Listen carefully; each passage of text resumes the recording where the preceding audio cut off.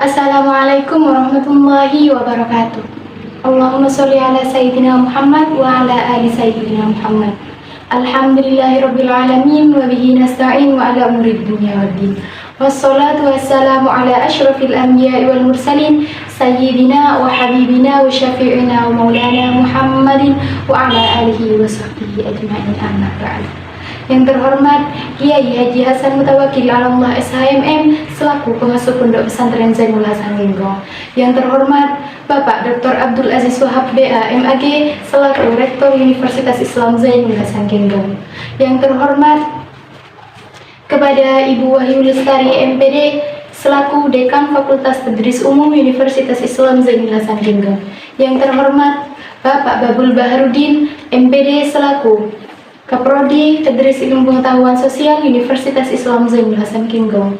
Yang terhormat pula kepada Ustazah Fika Anjana MPD selaku dosen pengampu mata pelajaran Psikologi Pendidikan, dan juga yang saya sayangi kedua orang tua saya yang selalu mendoakan saya, serta yang saya banggakan teman-teman seperjuangan saya.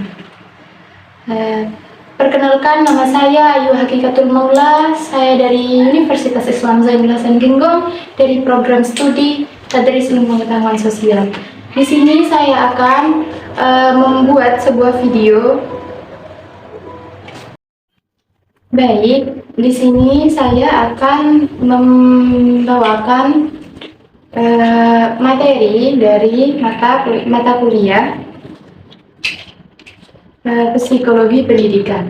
Di sini saya akan membawakan materi mulai dari awal sampai akhir dengan beberapa video. Di sini sebanyak 8 video. Ini adalah video pertama mengenai Psikologi Pendidikan dan Pembelajaran dengan judul Konsep Dasar Psikologi Pendidikan. Saya mohon maaf sebelumnya.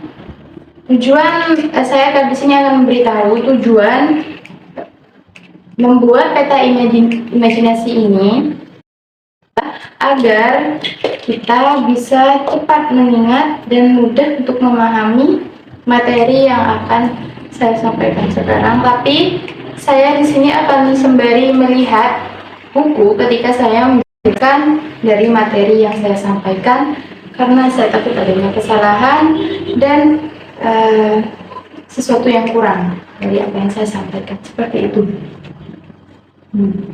Sekarang kita akan mempelajari mengenai konsep dasar psikologi pendidikan. Pengertian psikologi pendidikan. Pengertian psikologi pendidikan di sini ialah memahami pengajaran dan pembelajaran. Karena psikologi sudah sangat lumrah di kalangan masyarakat sekarang, justru tidak terlalu sulit untuk memahaminya, karena psikologi itu biasanya berkaitan dengan kejiwaan. Namun di sini yang kita pelajari yaitu psikologi pendidikan. Yang mana di sini berarti memahami pengajaran dan pembelajaran. Seorang guru di sini diposisikan sebagai seorang guru yang memahami pengajaran dan pembelajaran dari seorang muridnya. Di sini maksudnya itu ialah ilmu psikologi yang mengkhususkan diri pada cara memahami pengajaran dan pembelajaran dalam lingkungan pendidikan. Seperti itu. Memahami bagaimana pengajaran dan pembelajaran di lingkungan pendidikan, seperti itu. Baik, selanjutnya mari kita lihat di sini pokok bahasan psikologi pendidikan. Apa saja sih yang dibahas dalam psikologi pendidikan? Bisa kita lihat di sini ya.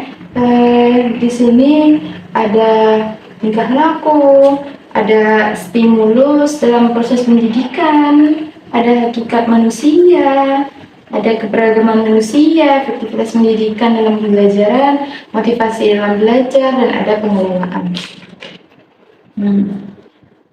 Di sini ada 6. Di sini ada 6 pokok pembahasan yang berada dalam psikologi pendidikan. Yang pertama, tingkah laku.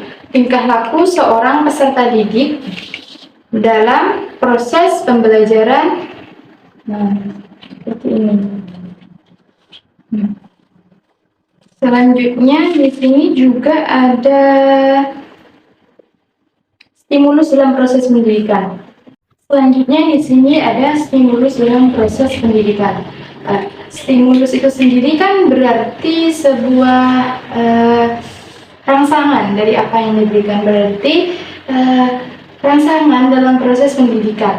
Bagaimana kemudian merespon seorang siswa, merespon apa yang mereka dapatkan dari proses pendidikan tersebut, seperti itu. Untuk selanjutnya ada hakikat manusia dan perkembangannya. Nah, dalam psikologi pendidikan, di sini kita juga akan membahas mengenai hakikat manusia dan perkembangannya. Seperti apa manusia itu sebenarnya, bagaimana dia akan berkembang, dan bagaimana seharusnya dia berkembang dalam proses pendidikan, seperti itu. Dan selanjutnya di sini ada keberagaman manusia dan latar belakang sosial. Nah, sebagai seorang calon pendidik, kita di sini juga harus tahu bahwasanya siswa yang berada di satu kelas yang sama itu, bahwasanya siswa yang ada di dalam satu kelas itu berbeda-beda, mulai dari kemampuannya, kemudian dari latar belakang sosial yang tadi disebutkan. Mereka tidak bisa memperlakukan mereka itu seperti satu orang yang menonjol. Seperti seorang pendidik memperlakukan siswa yang lebih pintar. Mereka mengukur kemampuan siswa itu sama dengan orang yang lebih pintar, sementara yang lainnya itu tidak semampu orang tersebut. Itu tidak boleh di sini. Kemudian dari latar belakang yang berbeda tidak bisa disamakan, ya, jelas, dan tidak boleh menyinggung atau saling menyakiti mengenai latar belakang tersebut. Selanjutnya di sini ada efektivitas pendidikan dalam pembelajaran.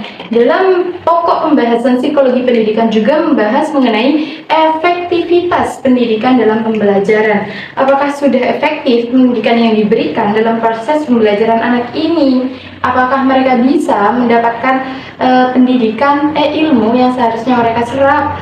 Apakah mereka kesulitan seperti itu?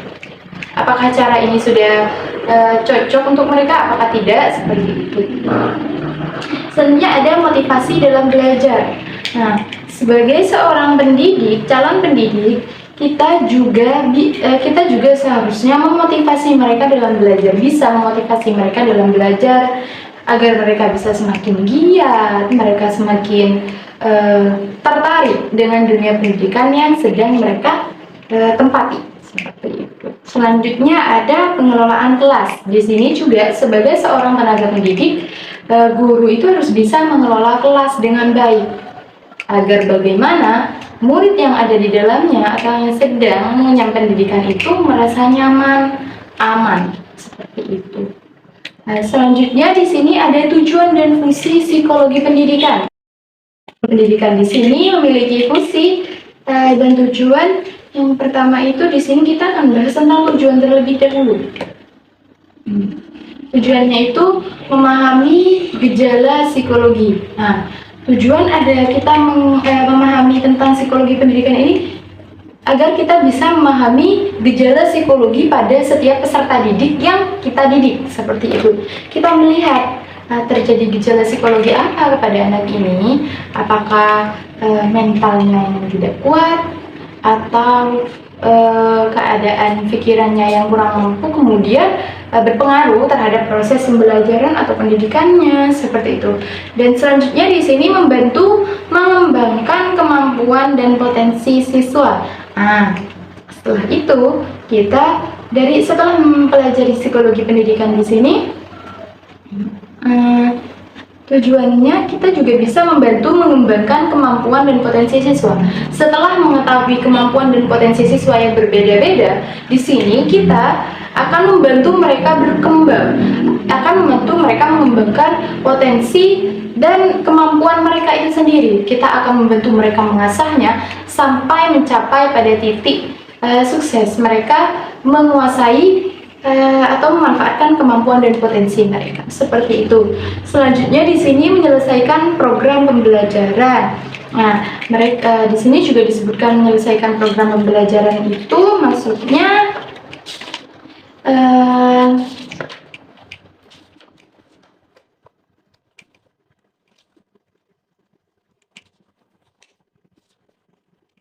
mereka bisa menyelesaikan program pembelajaran dengan baik, materi yang seharusnya sudah bisa dikuasai oleh anak itu seperti itu.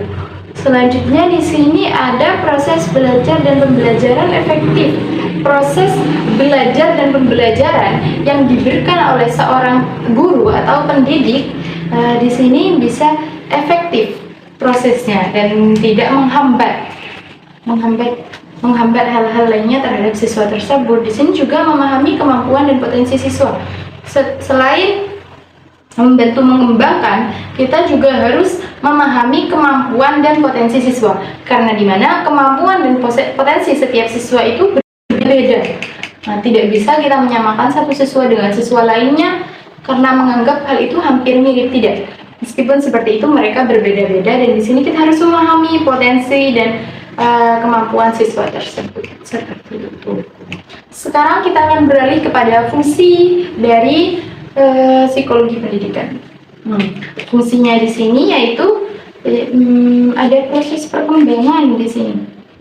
Untuk fungsi psikologi pendidikan di sini yang pertama tadi ada proses perkembangan. Nah, proses perkembangan peserta didik. Setelah kita memahami bagaimana potensi, kemampuan, dan latar belakang peserta didik tersebut, karena mereka memang sangat beragam, di sini kita akan menggunakan psikologi di sini berfungsi sebagai proses perkembangan peserta didik. Kenapa? Di sini setelah melihat perbedaannya, mengetahui perbedaannya, kita akan menangani proses perkembangan peserta didik itu sesuai dengan kemampuan dan mereka masing-masing. Nah, di sini yang kedua ada penghubung dalam proses belajar. Penghubung dalam proses belajar di sini berarti psikologi pendidikan ini berfungsi sebagai penghubung dalam proses pembelajaran. Nah, gimana agar proses pembelajaran dan keadaan mereka itu terhubung dan kita tahu seperti itu. Selanjutnya di sini ada mengarahkan cara belajar siswa dan guru. Nah, dari psikologi pendidikan kita bisa psikologi pendidikan ini mengarahkan kita sebagai tenaga pendidik itu bagaimana mengetahui cara belajar siswa dan guru agar guru itu tidak mengukur kemampuan muridnya dengan kemampuan dirinya sendiri, cara belajar dirinya dengan cara belajar siswanya itu berbeda. Di sini kan mengarahkan bagaimana seharusnya guru dan siswa itu belajar dalam suatu waktu yang sama seperti itu. Yang terakhir ini sebagai keputusan dalam proses belajar mengajar. Nah, psikologi pendidikan ini juga berfungsi sebagai keputusan dalam proses belajar mengajar. Setelah belajar psikologi pendidikan, di sini kita juga sebagai tenaga pendidik akan memutuskan dalam proses belajar mengajar sebagai keputusan. Kita akan mengambil keputusan yang tepat dalam proses belajar dan mengajar terhadap siswa kita. Seperti itu, teman-teman. Mungkin itu saja untuk materi mengenai konsep dasar psikologi pendidikan. Bisa diingat bahwasanya psikologi pendidikan itu ialah disiplin ilmu yang memahami tentang pengajaran dan pembelajaran dalam proses pendidikan seperti itu. Mungkin itu saja pembahasan dari saya. Apabila dari awal sampai akhir terdapat banyak sekali kesalahan, karena saya di sini masih sama-sama belajar, saya mohon maaf yang sebesar-besarnya.